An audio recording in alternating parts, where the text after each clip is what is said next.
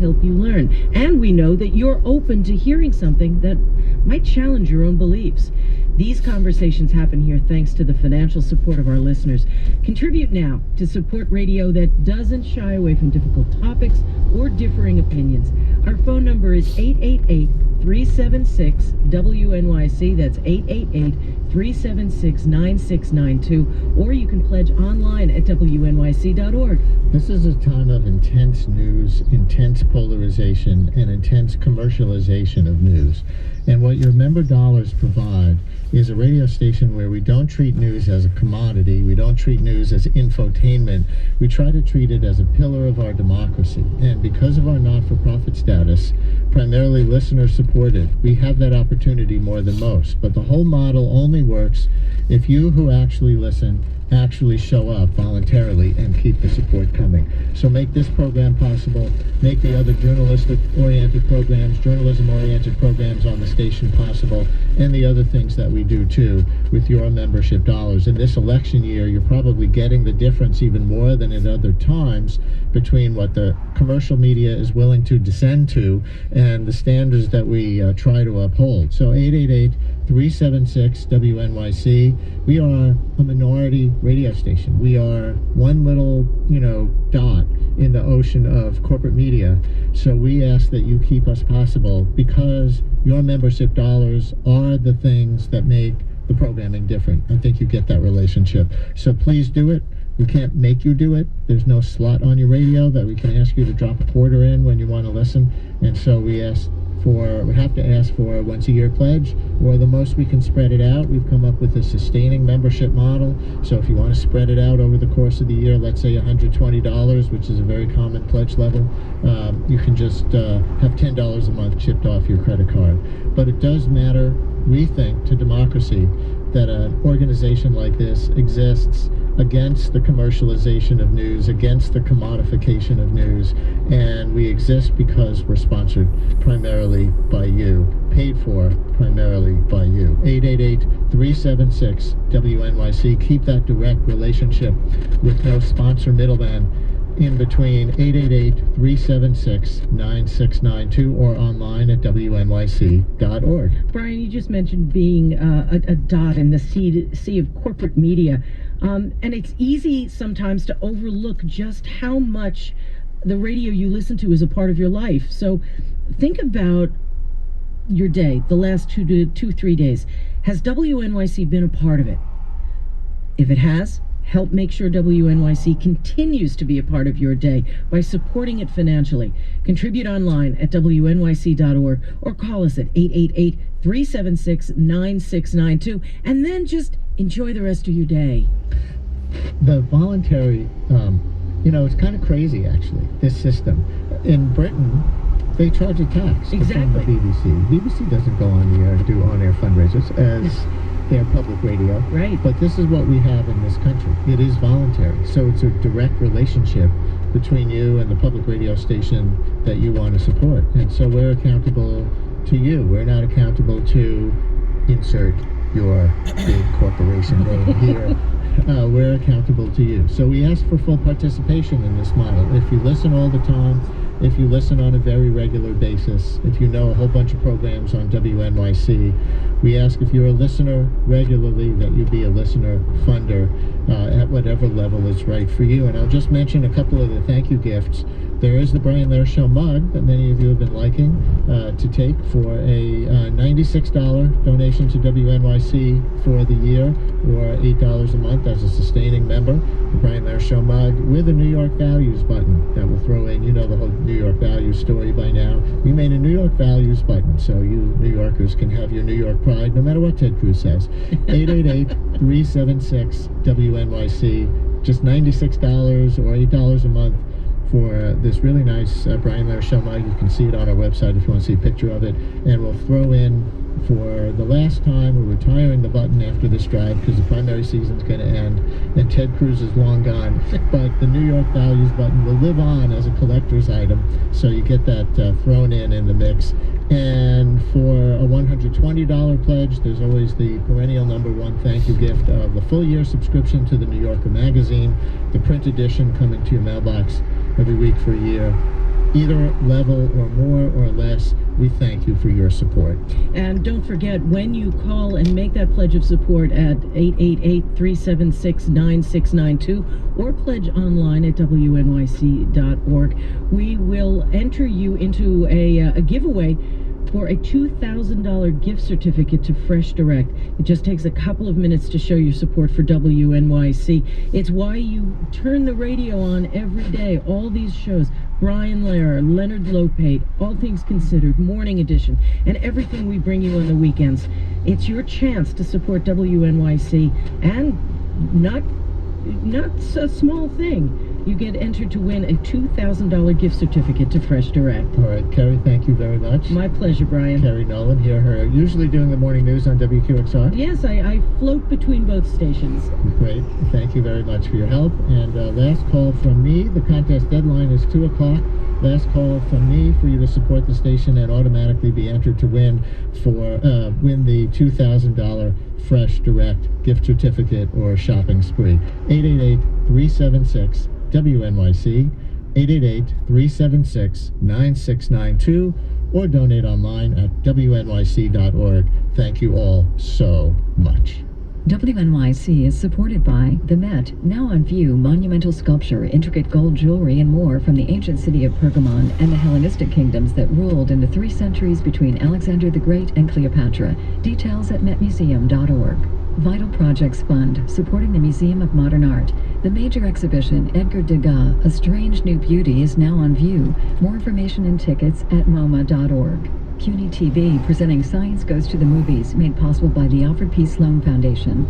This week discussing immortality in connection with the film Deadpool. Premieres tonight at 7:30. Channel information at CUNY.TV. The Brian Lehrer Show is supported in part by the Christian A. Johnson Endeavor Foundation.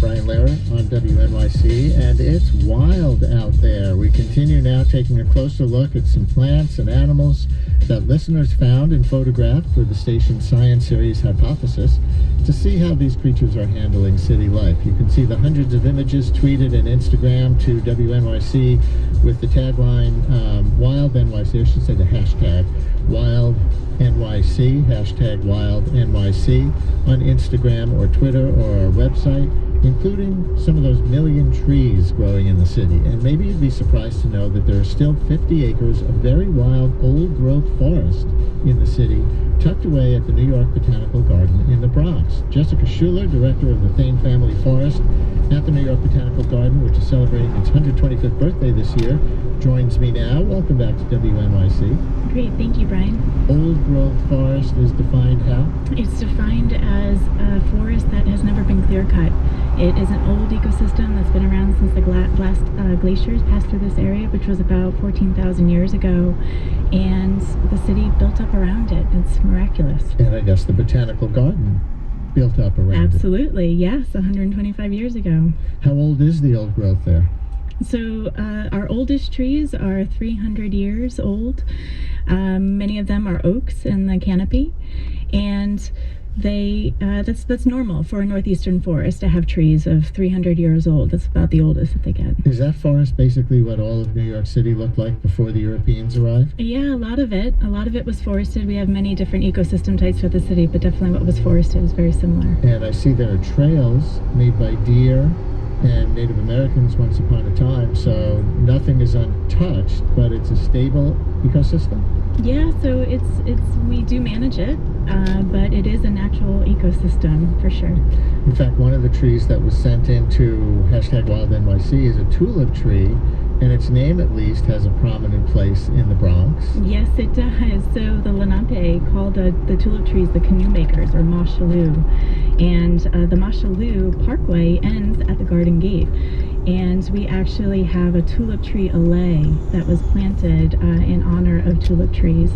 And for our 125th anniversary, we planted tulip trees for Nathaniel Lord Britton and Elizabeth Britton, who were the founding directors of the meeting. We talked earlier in the series about citizen scientists helping to count and transport glass eels in area rivers and creeks. You use citizen arborists to help in the forest, I see. What do they do? Yeah, so we have tree phenologists. So they actually go and monitor our trees every week in the forest. And so they're looking at the timing of events throughout the growing season. So when a tree blooms or when it leaves out or produces fruit and then changes color in the fall.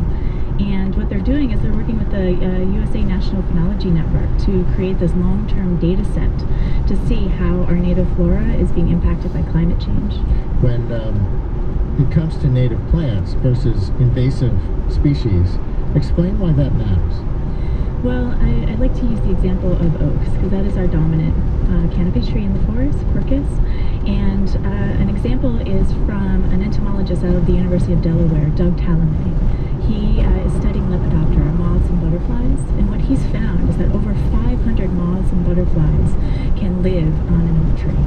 Whereas an invasive species that's in our forest, the Philodendron amurense, or Amur cork tree, he's found 0 moths or butterflies that live on it. So if you think about all of our birds, I saw that the #WildNYC had lots of birds on it. So many of those birds eat the moth and butterfly caterpillars, and they really need them for the ecosystem to continue. So that is one example. These 50 acres of old-growth forest, do they actually help with cleaner air in the Bronx because trees eat carbon dioxide and produce oxygen? Absolutely, and water too. So a big issue in the city is we have lots of concrete and asphalt, and so ecosystems help filter our water too, and our forest actually buffers the Bronx River, which is the only freshwater river in New York City.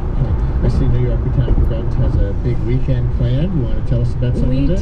We do. So we have what's called the Science Open House, and many of our scientists work all over the world, and they do lots of fun research in our Pfizer lab and also in our Steer herbarium, and they're going to be providing programming today, Saturday, and Sunday, 11 to 5 p.m., giving background tours and talks about what they do. That's great. And New Jersey's DEP, I see, sent out an alert yesterday about emerald ash borer. Is that an insect that eats trees? Yes, it is. Ash trees in particular, and it is in New York State as well. We are monitoring it very closely. Us at the garden, as well as many other people throughout the city, and that we know of it's not in the city yet, but it is a big concern. It eats ash trees. The trees that a lot of us see every day are street trees. Not necessarily the same trees that you're talking about in the old growth forest section of the Botanical Garden. What are some of the hardiest trees that can stand up to city sidewalks? Well, I also saw one of the photos that came in was a ginkgo. That is often used quite a bit. And Those are the ones with the kind of splotchy trunks? Yeah, and the fanned leaves. Yeah, and the nice fan leaves. But also we have several native species that are used as street trees too. So you can often see redbud or a maple. So our red maple is often used as a street tree, as well as our pin oaks, Quercus palustris. Where I live in Upper Manhattan, there's Inwood Hill Park, which has woods that you can literally walk through. Hike might be a little strong, but it's the woods. There are switchbacks and everything. Is any of that old growth forest? Yes. You know, would qualify? Yes, I believe so. Yeah, about 25 acres or so, yeah. That's great. And at the Botanical botanical gardens, last thing, there are trails. Yes, there are. It's got a lot of marked trails. Yep, and you can come and experience the tours. Kids can do it. We also have guided tours as well. So check our calendar or ask when you come to the visitor center. Jessica Shura, director of the Fane Family Forest at the New York Botanical Garden. Next week, tune in for more from New York City's wildlife as the series continues. And again, you can check out all the submissions to #WildNYC. Just search that hashtag on Instagram or Twitter, or check it out at wnyc.org/story/wildnyc. Jessica, thanks so much. Thank you, Brian. And that's it for the Brian Lehrer Show today. Coming up next on the Leonard Lopate Show, Josh King will join Leonard, former director of production for presidential events at the White House, and the man who arranged political photo ops. That'll be some interesting behind-the-scenes stories. Josh Kriegman and Elise Steinberg, the directors of the new Anthony Weiner documentary, which Weiner, by the way, says he will not see, even though he cooperated in the making of it. I'm sure they'll talk about that. And the latest installment of Please Explain, in which we learn everything there is to know about setting up and maintaining a rooftop garden. So stay tuned for Leonard right after the news. Have a great weekend, everyone. Brian Lehrer on WNYC.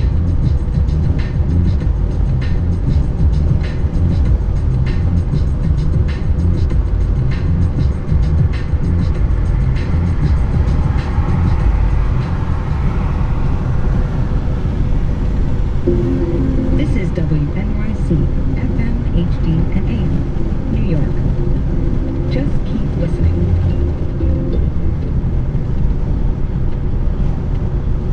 Live from NPR News in Washington, I'm Lakshmi Singh.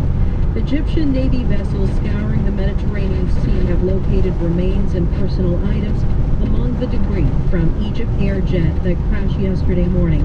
Flight 804 was carrying 66 people when it went down. Teams from multiple countries are taking part in the search, which has yet to turn up the flight data and cockpit voice recorders that could reveal what caused the crash. Greg Fyfe, former investigator with the U.S.'s National Transportation Safety Board, tells NBC's Today Show that because there was no distress call from the pilot, as the Egyptian military reports, some kind of an explosion remains a leading theory. That's what leads investigators to believe that this is a catastrophic loss of the airplane, but the crew had no possibility of making a radio call. Meanwhile, condolences are pouring in from all over the world for the victims' families. The latest from Pope Francis, who said he would pray for grieving relatives. More than 150 pregnant women in the United States appear to have been infected with Zika virus, according to public health officials. NPR's Nell Greenfield Boyce reports that's in addition to more than 120 women affected by Zika in U.S. territories, the majority of them in Puerto Rico. The Centers for Disease Control and Prevention in Atlanta has been keeping track of all pregnant women in the United States and its territories that have lab tests suggestive of Zika virus infections. The CDC says so far the majority of cases in the United States are associated with travel, but that also includes cases of sexual transmission. Only about half of all these women reported having any symptoms of Zika, mostly rash and fever. The CDC says it's monitoring the pregnancies for signs of birth defects like microcephaly. Officials are aware of fewer than a dozen such problems, but the pregnancies are ongoing. Nell Greenfield Boyce, NPR News. The Nigerian military claims a second missing schoolgirl has been rescued during army operations against Boko Haram in the northeastern part of the country. The information could not be independently confirmed, though. Hundreds of Chibok girls were abducted more than 2 years ago. More from NPR's Afebi Questarten. A late-night statement from Nigerian army spokesman Colonel Tanik Kasheka Usman said a second girl, believed to be among the Chibok abductees, has been rescued during an army raid on Boko Haram. Usman said 35 militants were killed and 97 captives freed Thursday, including one he named as Sarah Luka. Luka's apparent freedom comes 2 days after the rescue of the first Chibok schoolgirl, Amina Ali Nkeki.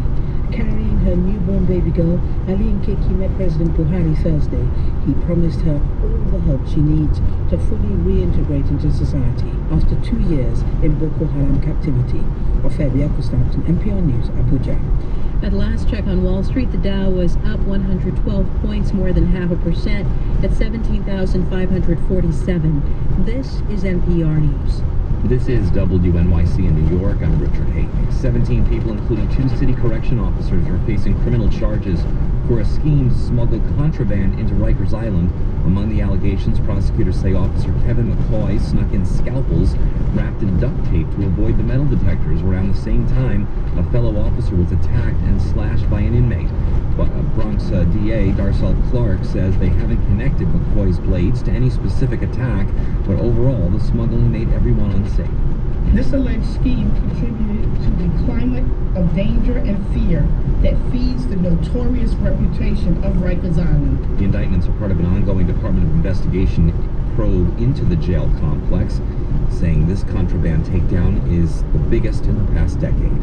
Donald Trump held his first rally in New Jersey ahead of next month's presidential primaries, and unlike Trump's previous rallies, this one came with an entry fee. Tickets cost $200 each, with the money going to cover New Jersey Governor Chris Christie's campaign debt. But WNYC's Matt Katz says it didn't seem like enthusiasm for Christie was what drove people to attend. The crowd was lukewarm on Christie at best, I'd say. Most I spoke to were New Jersey residents who say they love Trump and didn't want him to select Christie as running mate. Before the rally, Trump hosted a fundraiser to raise money to help cover Bridgegate lawyer fees paid for by the state Republican Party. About 18 people paid up to $25,000 each to attend. And City Bike will continue to expand this summer. The company that operates the bike sharing service will build 140 more docking stations, bringing them farther north in Manhattan to 110th Street and more neighborhoods in Brooklyn. This is WNYC. Support for Empowerment comes from Staples, with thousands of printer ink and toner cartridges for home or business printers, and in-store print shops that can create customized presentations, booklets, and manuals at Staples stores or staples.com. Staples, make more happen. Before we get going with this really interesting book called Off Script by Josh King, a reminder that today's a very special day because right now we're giving away a $2,000 gift certificate to Fresh Direct. Fresh Direct delivers groceries straight to your door, and all you have to do is order online. But in this case, you're automatically entered to win that $2,000 gift certificate when you call 888-376-9692 or go to WNYC.org to make a pledge. We hope that you will support us to at any level that you feel comfortable with, whether it's $5 a month or $10 a month. By the way, there are all sorts of wonderful gifts that we also offer you if you do become a member. You can find them all on our website.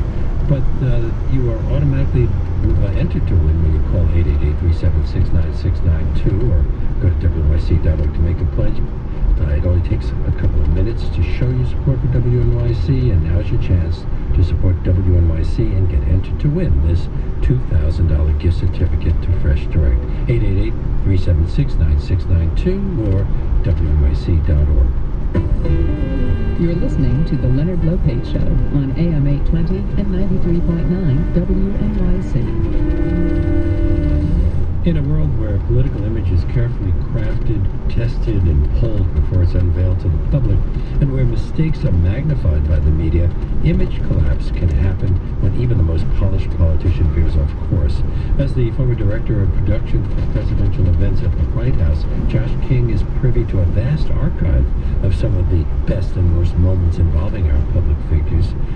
In his new book, Off Script, An Advanced Man's Guide to White House Stagecraft, Campaign Spectacle, and Political Suicide, Mr. King provides a behind-the-scenes view of 3 decades worth of the most calamitous scenes of political stagecraft, while also looking ahead for what could be a very unscripted 2016 general election.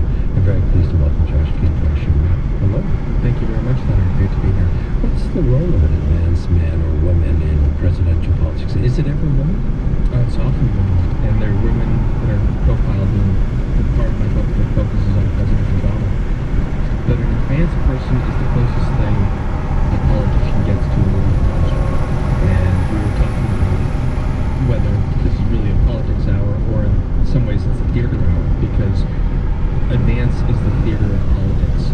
And what they do is, and what they're doing at this very minute for Secretary Clinton, and in some ways very much for Donald Trump, is moving around the country in a few days in advance of when Secretary Clinton is going to arrive, thinking about the tableau that can be created for her in the backdrop, thinking about all the choreography that can go on in the room.